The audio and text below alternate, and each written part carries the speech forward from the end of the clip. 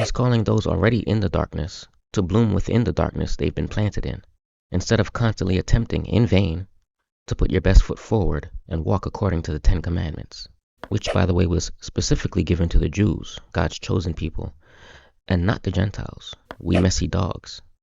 In other words, God's demand for the Jews to walk upright according to his law is not the same as what he demands of we Gentiles. And the vastness of the difference between the standard he expected from the Jews versus the standard expected from the Gentiles is clearly illustrated by the fact Gentiles are considered dogs, canines, by not only the Jews, but also corroborated by God through Jesus' own words. This means Jesus was not being racist when he called the Syrophoenician woman and her daughter a puppy in Matthew 15 and 26, but instead, what we see here is God himself acknowledging that even before the start of the actual new covenant of grace, because he hadn't died on the cross yet, Gentiles were never beholden to the burden of the law.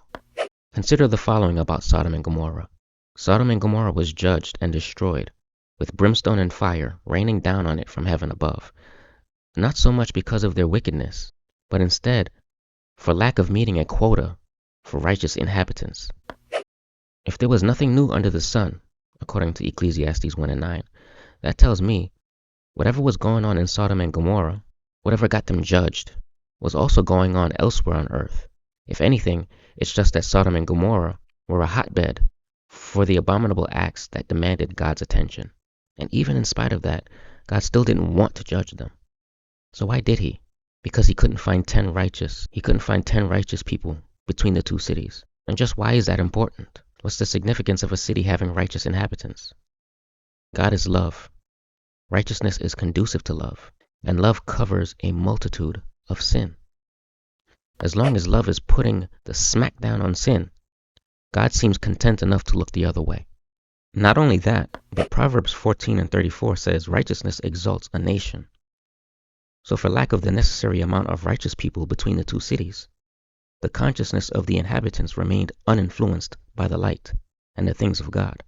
This tells me if Jesus' blood had spilled way sooner, early enough to factor in for Sodom and Gomorrah, those two cities would still be here, just like any place on earth that is even worse today. It also tells me the less we canines try to show up as anything better than the dogs we are, the more we'll lean upon grace. And the result of grace ruling will be us accidentally walking out a level of holiness we would otherwise fail to meet by trying to keep the 10 Commandments. Intentionally leaning into your dog-like behavior is conducive to letting go. After all, dogs don't have hands, right? Which is conducive to letting God, which is conducive to grace, which is conducive to reigning in life, far above self-condemnation.